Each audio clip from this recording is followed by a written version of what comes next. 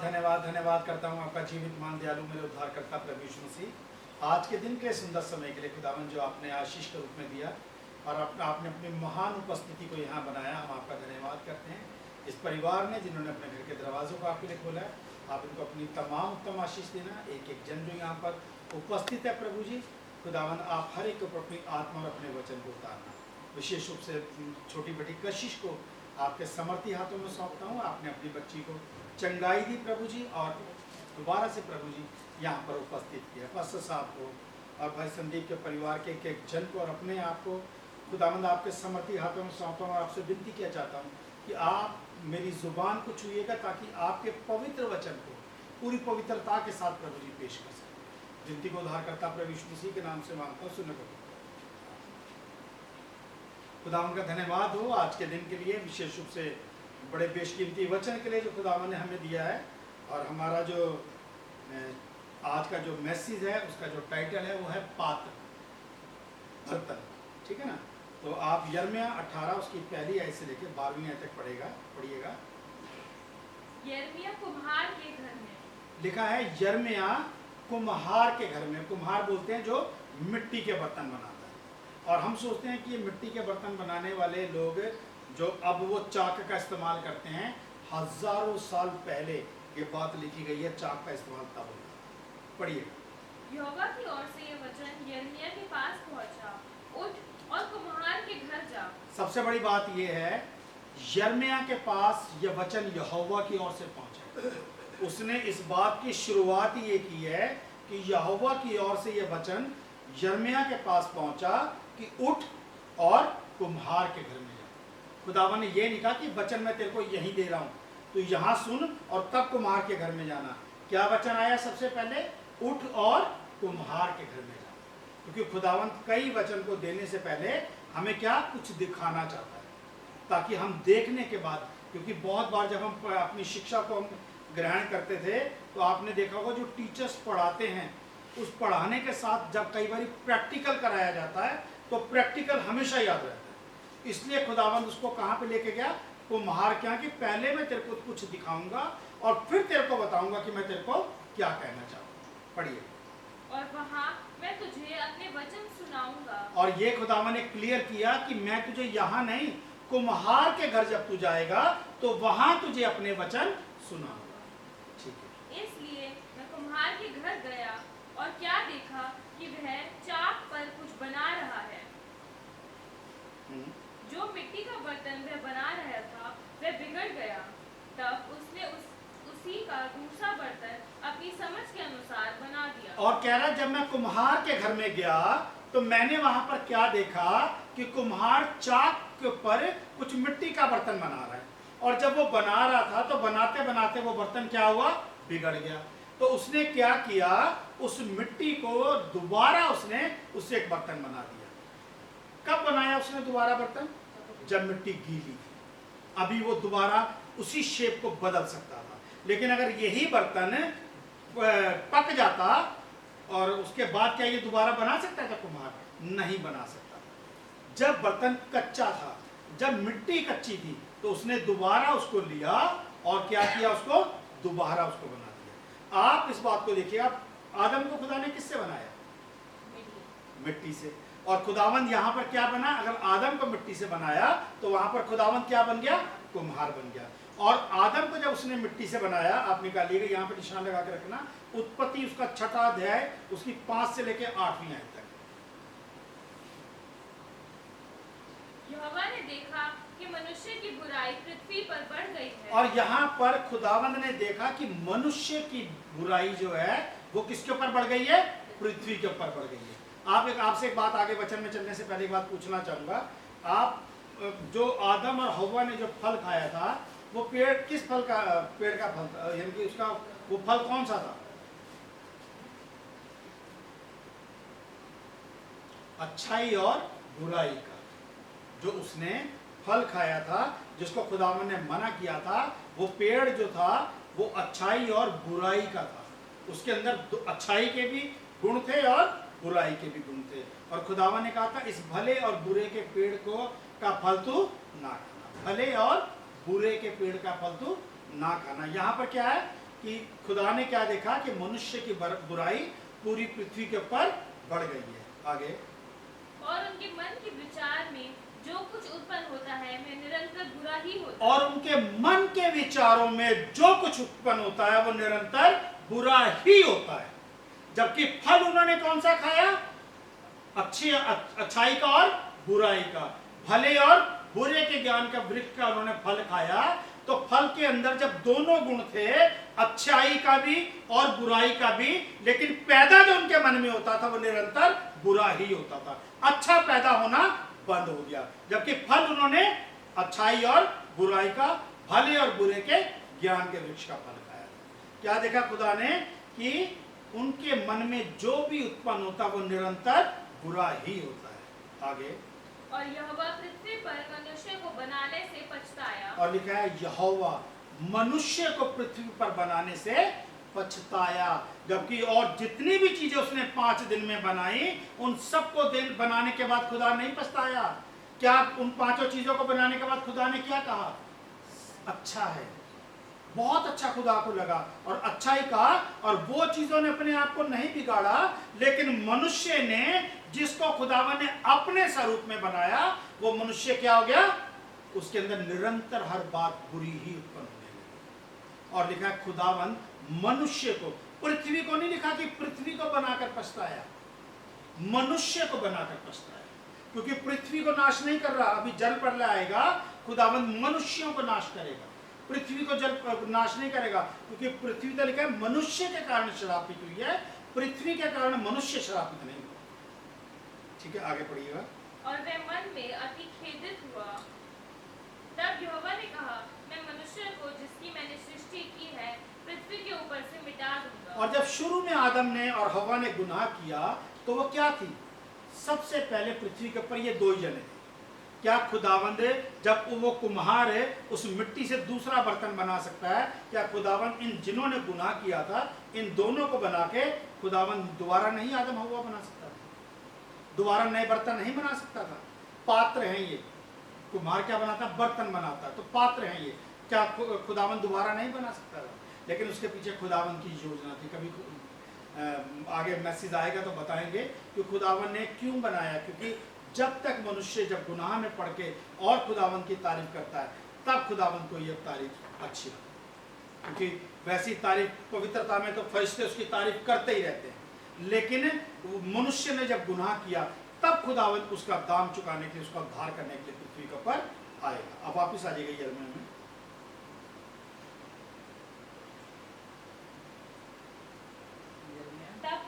यिर्मयाह 18 और उसकी 5वीं आयत बेटे, 5वीं आयत। तब यहोवा का यह वचन मेरे पास पहुंचा, हे इस्राएल के घराने, यहोवा की ये वाणी है कि इस कुम्हार के समान तुम्हारे साथ क्या मैं भी काम नहीं कर सकता? देख, जैसे मिट्टी कुम्हार के हाथ में रहती है, वैसे ही हे इस्राएल के घराने, तुम भी मेरे हाथ में हो। तब खुदा ने क्लियर कर दिया, हे इस्राएल के घराने, क्या जैसे कुम्हार ने मिट्टी के साथ किया, क्या मैं भी तुम्हारे साथ ऐसा नहीं कर सकता? अर्थात उसने क्या किया कि जब कुम्हार ने नया बर्तन बना दिया बिगड़ने के बाद, तो खुदावन कहता तुम भी तो बिगड़ गए हो, तुम भी तो ढीठ हो गए हो, और ढीठ होकर वो सारे गुनाहों को कर रहे हो और मेरे विरोध में कुड़कुड़ाते हो, तो क्या मैं तुम्हें भी खत्म करके दोबारा नहीं बना सकता? एक जगह बाइबल में लिखा हुआ है, मैं आपको बताऊं, तब खुदा ने मूसा से कहा, इन सबको खत्म करके मैं दोबारा से तेरे से एक बड़ी जाति बना दूंगा और इनसे ज्यादा शक्तिशाली होगी वो जाति। और वो मैंने लिखा भी था, मैंने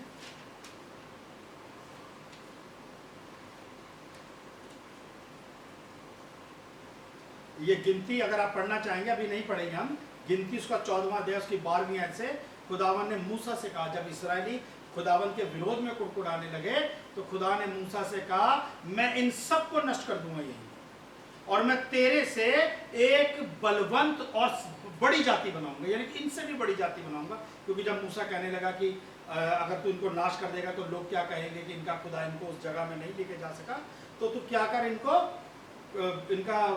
मैं नाश कर दूंगा। लेकिन मूसा ने कहा, अगर तू इनको नाश करेगा तो जीवन की पुस्तक में से मेरे नाम को काट देना। तो खुदावन ने उसकी विनती को सुना और ऐसा नहीं किया, और अर्थात मूसा के कारण उसने सारे इसराइलियों को बचा लिया। ठीक है, पढ़िएगा कुमार। जब मैं किसी जाति या राज्य के विषय कहूँ कि उसे उखाड़ूंगा या ढा दूंगा अथवा नष्ट करूंगा, तब यदि उस जाति के लोग जिसके विषय में मैंने ये बात कही हो अपनी बुराई से फिरे, तो मैं उस विपत्ति के विषय जो मैंने उन पर डालने की ठानी हो पछताऊंगा। तब खुदा ने कहा, अगर मैंने किसी जाति के विषय में ये मैंने निर्णय किया हो कि मैं इसको नाश कर दूंगा, उखाड़ के इसको फेंक दूंगा, लेकिन अगर वो अपनी बुराई करने से पछताएं, तो मैं ये बात जो मैंने उनके प्रति सोची है, मैं ये काम नहीं करूंगा। और ये बाइबल में कहाँ हुआ? नीनवे के लोगों के साथ खुदावन ने कहा था मैं 40 दिन बाद इनको बर्बाद कर दूंगा। लेकिन जब वो पछताए और उन्होंने कहा कि जो हमसे गलती हुई है हम आगे से ये गलती नहीं करेंगे, खुदावन के आगे उन्होंने अपने आप को नम्र और दीन किया, तो खुदावन ने नीनवे को बिगाड़ने से, नाश करने से क्या है, खुदावन ने अपने आप को बचाया। खुदावन ने उनको नाश नहीं किया, अपने आप को नहीं बचाया, अर्थात अपने क्रोध को शांत किया। आगे, और जब मैं किसी जाति या राज्य के विषय कहूँ कि मैं उन्हें बनाऊंगा और रोपूंगा, तब खुदावन ने कहा, अगर मैं किसी जाति के विषय में ये वाली बात कहूं कि मैं उन्हें बनाऊंगा और उन्हें रोपूंगा, अर्थात उनको उनकी जड़ें मजबूत करूंगा और उनको बढ़ाऊंगा, तब यदि वह उस काम को करे जो मेरी दृष्टि में बुरा है और मेरी बात न माने, तो मैं उस भलाई के विषय जिसे मैंने उनके लिए करने को कहा हो पछताऊंगा। तब खुदा ने कहा कि अगर मैंने उनकी भलाई करने के विषय में कही है और वो क्या लिखा है, यदि वो उस काम को करे जो मेरी दृष्टि में बुरा है और मेरी बात ना माने, तो मैं उस भलाई के विषय जिसे मैंने करने के लिए उनको कहा है मैं पछताऊंगा। अगर खुदावन ने कहा है ना कि मैं तुम्हें आशीषें दूंगा, और हम अगर खुदावन की योजनाओं के अनुसार अपने जीवन को नहीं चलाते, तो खुदावन उन आशीषों को रोक सकता है, वचन बताता है। लेकिन अगर हम अपनी बुराइयों से फिर के खुदावन की ओर वापस आए, तो खुदावन क्या करेगा? खुदावन हमारा नाश नहीं करेगा, हमें क्या करेगा? बचाएगा। आगे, इसलिए अब तो यहूदा और यरूशलेम के निवासियों से यह कह, यहोवा यूं कहता है, देखो मैं तुम्हारी हानि की युक्ति और तुम्हारे विरुद्ध प्रबंध कर रहा हूँ। तब खुदावन कहता है, देखो मैं तुम्हारी हानि की और तुम्हारी हानि की युक्ति और तुम्हारे विरुद्ध प्रबंध कर रहा हूँ। तुम्हें नाश करने के लिए सब सारा इंतजाम कह रहा है खुदा, मैं कर रहा हूँ।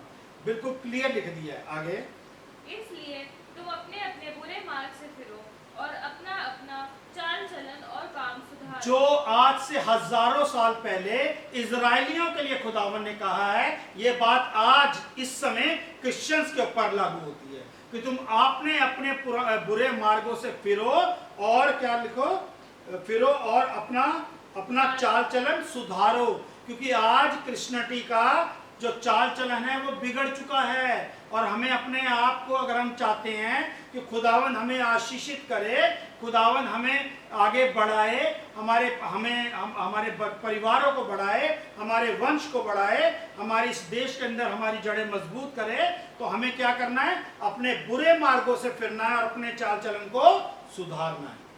क्योंकि अगर हम ऐसा नहीं करेंगे तो जो ऊपर लिखा है, क्या लिखा है? इसी वर्ष की शुरुआत पढ़ना दोबारा से 11 को। इसलिए अब तो यहूदा और यरूशलेम के निवासियों से यह कह, यहोवा यूं कहता है, यहोवा यूं कहता है, देखो मैं तुम्हारी हानि की युक्ति और तुम्हारे विरुद्ध प्रबंध कर रहा हूँ। खुदावन कहता है, देखो मान जाओ, अभी भी मैं तुम्हारी हानि की युक्ति और तुम्हारे विरुद्ध प्रबंध कर रहा हूँ। हम ये सोच रहे हैं कि यहाँ के लोग हमारे विरोध में हैं और हमें क्रिश्चियंस को तंग कर रहे हैं।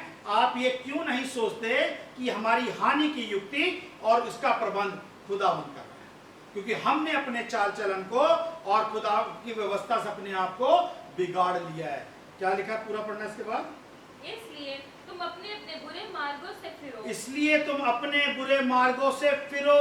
खुदावन बिल्कुल क्लियर कह रहा है, क्योंकि हमारे मार्ग, हमारी दिशाएं, हमने खुदावन की व्यवस्थाओं को मानना छोड़ दिया है, खुदावन के वचन को मनन करना छोड़ दिया है, उसकी महिमा देना बंद कर दिया है, और अपने आप को हम ज्यादा बुद्धिमान समझकर और अपने आप को सुपीरियर बनाने की कोशिश करते हैं।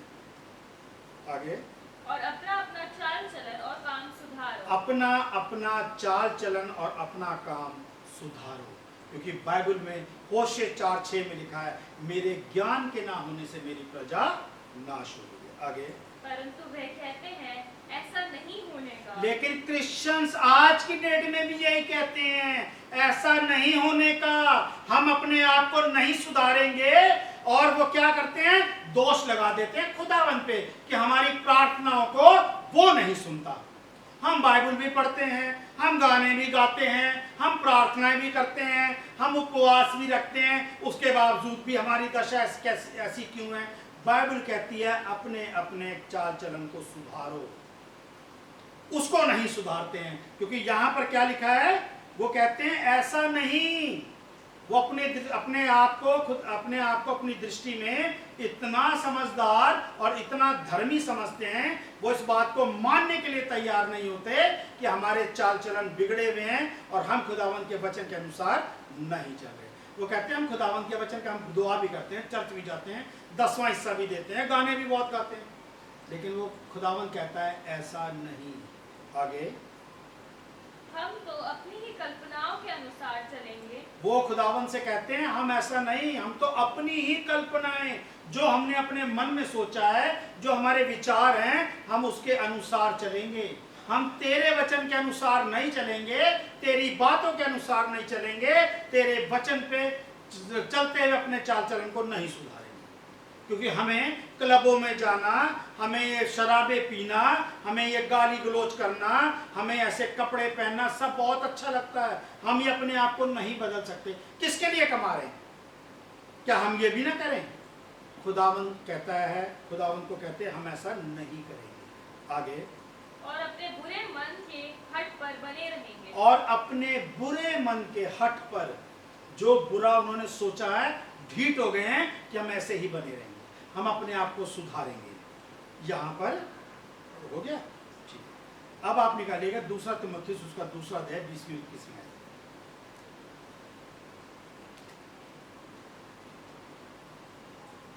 कुम्हार ने क्या बना रहा था? बर्तन बना रहा था, ठीक है ना? पढ़िए 20 या 21। बड़े घर में न केवल सोना चांदी ही के, पर काठ और मिट्टी के बर्तन भी होते हैं। यहाँ पर लिखा है बड़े घर में ना केवल सोने और चांदी के, बल्कि काठ और मिट्टी के बर्तन भी होते हैं। लकड़ी के भी बर्तन होते हैं और मिट्टी के भी बर्तन होते हैं। किनमें? बड़े घरों में। छोटे घरों की बात नहीं हो रही, एक बड़े घर से बात कर रहे हैं, खुदावन के घर से बात कर रहे हैं। वहां पे क्या होता है? सोने और चांदी के बर्तन भी हैं, लेकिन क्या है? मिट्टी और काठ के बर्तन भी होते हैं। आगे, कोई आदर और कोई अनादर के लिए। लिखा है कोई बर्तन आदर के लिए और कोई बर्तन निरादर के लिए होता है। सोने चांदी के बर्तनों को आप अपने बाथरूम में और अपने टॉयलेट में नहीं रखते। आप बाथरूम के लिए कौन से बर्तनों को यूज करते हैं? जो उसके हों, प्लास्टिक के हों या मिट्टी के हों, इस तरीके से, जैसे पुराने उसमें।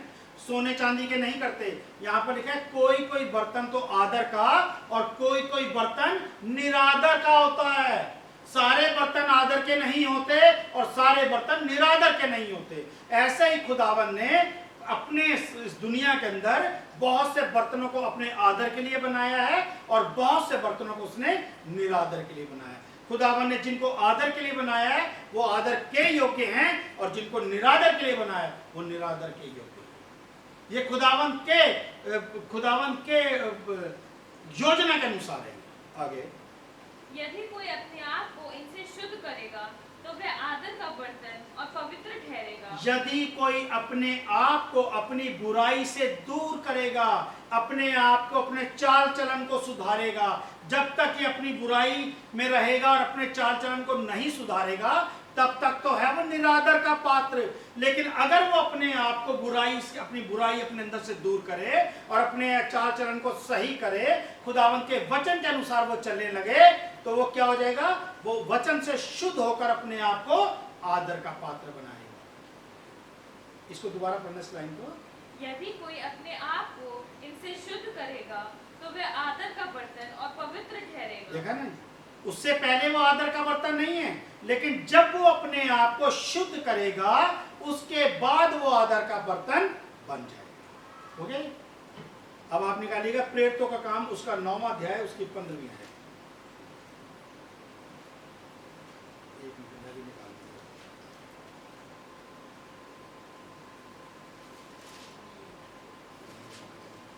आप पढ़ना उसकी 10वीं आयत से, 10 से 15। दमिश्क में हनन्याह नामक एक चेला था। उससे प्रभु ने दर्शन में कहा, हे हनन्याह। उसने कहा, हाँ प्रभु। तब प्रभु ने उससे कहा, उठकर उस गली में जा जो सीधी कहलाती है। यहाँ पर मैं आपको बता दूं, ये जो हम पैसेज पढ़ने जा रहे हैं ये शाऊल का है। इस समय शाऊल जब क्रिश्चियंस को सताने के लिए, मसीहियों को सताने के लिए याजकों से चिट्ठी लेकर आया कि मैं उनको मारूंगा, सताऊंगा और यरूशलेम में बांध के ले आऊंगा, तब खुदा ने जब उसको दमिश्क के रास्ते पे दर्शन दिए और उसके बाद जब अपने घोड़े से गिरा और उसको दिखना बंद हो गया, तो तब हनन्याह नामक एक जो वहाँ पर एक धर्मी पुरुष था जिसको खुदावन ने दर्शन देके क्या कहा कि तू जो सीधी गली है वहाँ पर जा और वहाँ पे तुझको एक शाऊल नाम का एक आदमी मिलेगा, तो वहाँ पर तू जाके उसके लिए प्रार्थना करना। पढ़िएगा आगे। और यहूदा के घर में शाऊल नामक एक तर्सवासी को पूछ, क्योंकि देख वह प्रार्थना कर रहा है। और शाऊल वहाँ पे क्या कर रहा था? प्रार्थना कर रहा था। आगे।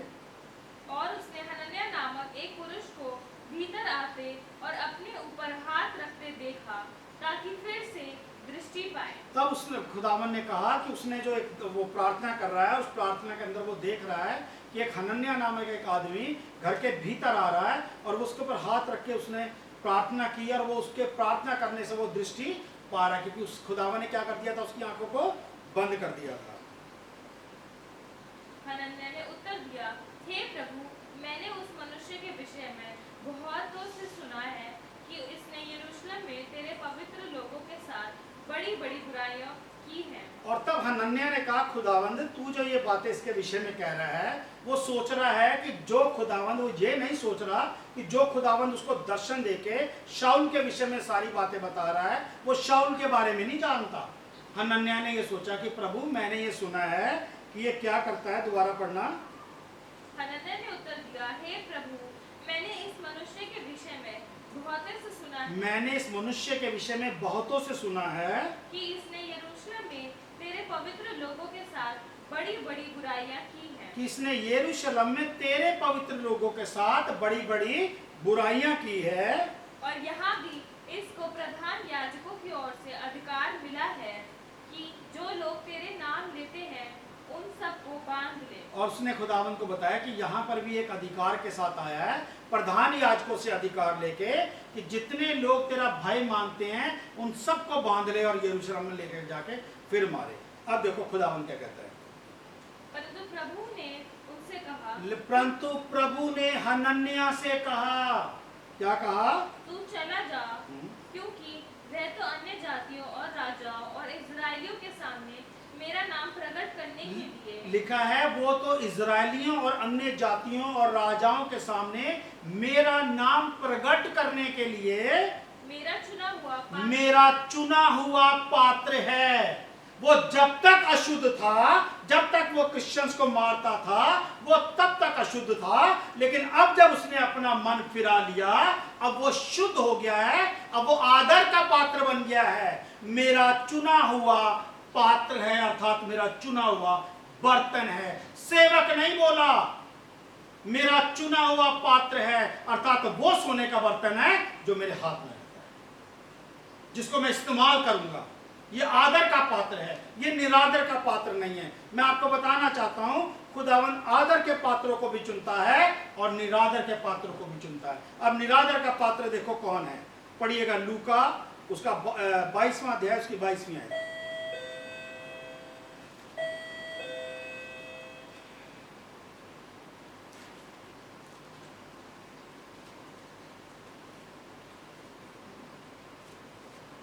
लूका 22 22।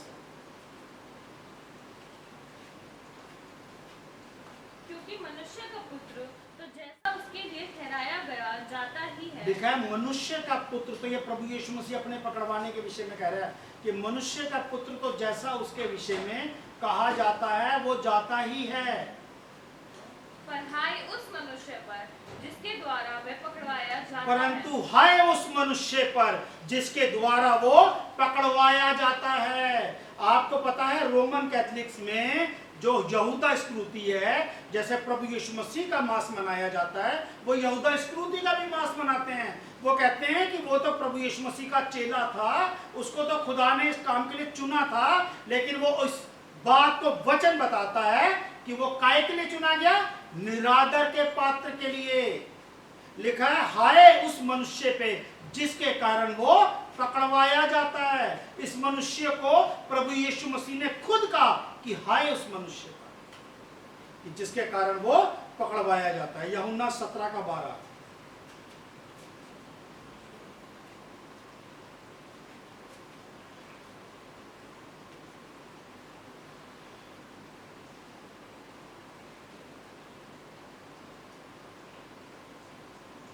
जब मैं उनके साथ था तो मैंने तेरे उस नाम से जो तूने मुझे दिया है उनकी रक्षा की। लिखा है खुदावंत वो प्रभु यीशु मसीह यहाँ पर कहते हैं जब मैं उनके साथ था, अर्थात चेलों के साथ था, तो तेरे उस नाम से जो तूने मुझे दिया। प्रभु यीशु मसीह का नाम किसने रखा था? प्रभु यीशु मसीह का नाम यीशु किसने रखा था? किसने? खुदा ने रखा था, क्योंकि मरियम को कहा गया कि तू पुत्र जनेगी और तू उसका नाम यीशु रखना। ये नाम उसका किसने रखा? ये स्वर्ग से ही नाम दिया गया और खुदा ने रखा। तो लिखा है तेरे उस नाम से, अर्थात तेरा नाम है खुदावंद, वो तेरे उस नाम से जो तूने मुझे दिया। नाम तेरा था और दिया भी तूने मुझे। तेरे उस नाम से जो तूने मुझे दिया, उनकी रक्षा की। उनकी रक्षा की, अर्थात जितने भी लोगों की रक्षा जो करता है वो क्या करता है? प्रभु यीशु मसीह का नाम करता है। प्रभु यीशु मसीह ने अपने चेलों की रक्षा अपने नाम से की, प्रभु यीशु मसीह के नाम से। आगे, मैंने उनकी चौकसी की। मैंने उनकी चौकसी की। नहीं तो शैतान तो उन चेलों का कब का बुरा हाल कर देता। एक ही बारी चेलों को मांगा प्रभु यीशु मसीह से शैतान ने, क्योंकि प्रभु यीशु मसीह ने एक जगह लिखा है कि शैतान ने तुम्हें मुझसे मांग लिया है कि गेहूं के समान फटके। बिना प्रभु यीशु मसीह के परमिशन के शैतान उसके चेलों को फटक नहीं सकता था। तो लिखा है तेरे उस नाम से जो तूने मुझे दिया, मैंने उनकी रक्षा की और विनाश के पुत्र को छोड़। और विनाश के पुत्र को छोड़, अर्थात यहूदा इस्करियोती किसका पुत्र था? शैतान का। शैतान यहाँ पर एक मनुष्य के रूप में उन 12 चेलों में रहता था। 11 चेले वो थे जिनको प्रभु यीशु मसीह ने चुना, लेकिन 12वां यहूदा इस्करियोती प्रभु यीशु मसीह ने उसको निरादर के पात्र के लिए चुना। लिखा है विनाश के पुत्र को छोड़, उनमें से कोई नष्ट नहीं हुआ। अर्थात विनाश का पुत्र जो निरादर का पात्र था, जो बिगड़ने वाला बर्तन था, केवल वो ही बिगड़ा है। मेरे और जितनों को मैंने बचाया है उनमें से एक भी नहीं बिगड़ा। उन सब की मैंने क्या की है? रक्षा और हिफाजत की। एक जगह से और पढ़ेंगे, यूहन्ना उसका 19वां अध्याय और उसकी 11वीं आयत। यीशु ने उत्तर दिया, यदि तुझे ऊपर से न दिया जाता तो तेरा मुझ पर कुछ अधिकार न होता। यहाँ पर पिलातुस प्रभु यीशु मसीह से कहता है कि तुझे छोड़ देने का अधिकार मेरे पास है। मैं चाहूं तो तुझे छोड़ सकता हूं, लेकिन प्रभु यीशु मसीह ने क्या कहा? ये अधिकार अगर तुझे ऊपर से ना दिया जाता तो तेरा मुझ पे कोई भी अधिकार नहीं होता। दोबारा पढ़ना, इसको क्या लिखा है? यीशु ने उत्तर दिया, यदि तुझे ऊपर से न दिया जाता तो तेरा मुझ पर कुछ अधिकार न होता। ये अधिकार कि तू मुझे सजा देगा, यह अधिकार के लिए तू पहले से चुना गया है। और यह अधिकार तेरे को ऊपर से दिया गया है कि यदि यह अधिकार तुझे ऊपर से ना मिलता तो तेरा मेरे पर कोई अधिकार नहीं होता। आगे, इसलिए जिसने मुझे तेरे हाथ पकड़वाया है, इसलिए जिसने मुझे तेरे हाथ पकड़वाया है उसका पाप अधिक है। उसका पाप अधिक है, वो निरादर का पात्र है। अर्थात यहूदा खुदावन ने शाऊल को आदर के पात्र के लिए चुना, लेकिन बार बार यहूदा इस्करियोती का जिक्र कि उसका पाप अधिक है, अर्थात वो निरादर का पात्र है। आप खुदावन से विनती करो कि खुदावन अपनी बुराइयों को, अपनी जितनी भी बातें हैं जिससे खुदावन मेरा और आपका नाश करने वाला है, विनती करो कि मेरे और आपके अंदर से ये बुराइयां दूर हो जाएं और हम अपने आप को आदर का पात्र बनाएं, पौलुस के समान, ताकि खुदावंद हमें इस्तेमाल करे आदर के पात्र के लिए, नहीं तो निरादर के पात्र के लिए। तो जैसे यहूदा इस्करियोती चुना गया नाश करने के लिए, मैं और आप भी निरादर का पात्र बन के नाश ही होंगे। खुदावंद आप सबको बहुत बहुत बहुत आशीष दे। सबको जय मसीह।